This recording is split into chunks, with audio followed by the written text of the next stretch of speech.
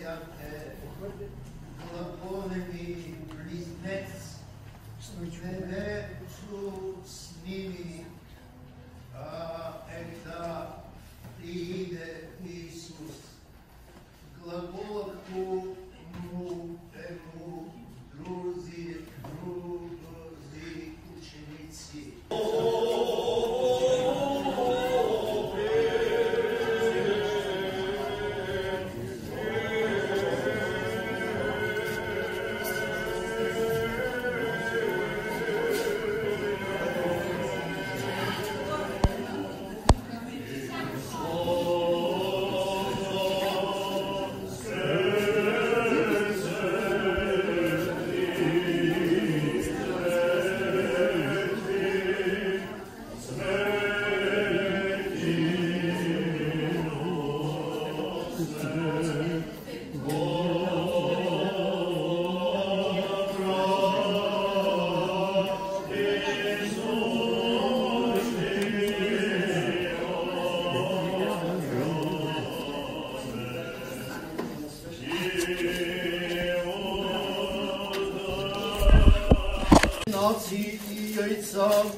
И както се освети ловена, който ти доведе верният Авраам и агнето, което Авел ти пренесе за всеплодие, и както те са се удостоили да се насладят от това, което от тебе осветено и благословено, тъй тези твои раби Димитър, Севдарина, Костадин, Каролина, Николета, Димитър и всички тук присъстващи, празнуващи този празник, да се насладят от твоите земни блага, защото ти си нашата и ти си истинската храна и подателят на благата ни, и затова на тебе въздаваме слава на безначалния Твой Отец, пресветия, благи и животворящия Твой Дух, сега винаги и во веки веков.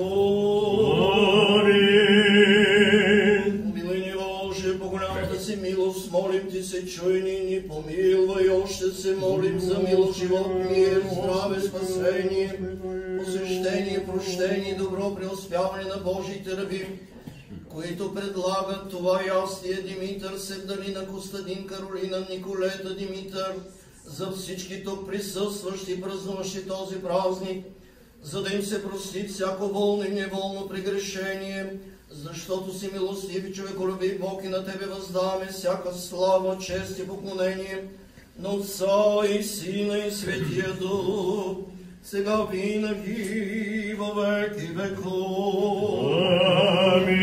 Амин. Посвещава се това ястие, това предложение, чрез поръсването с тази светена вода в името на Отца и Сина и Святия Дух.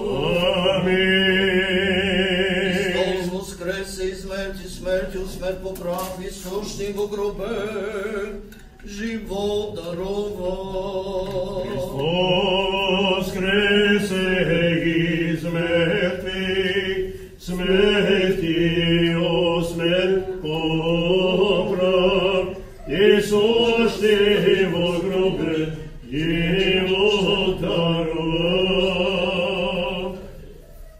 Христос воскресе на всички. Воистина воскресе. Заповядайте.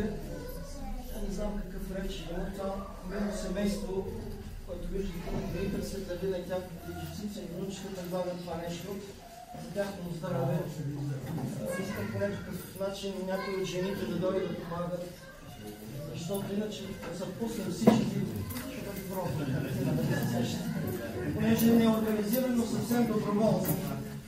Не сме предвидели някои от девойките, които биха желали да помагат,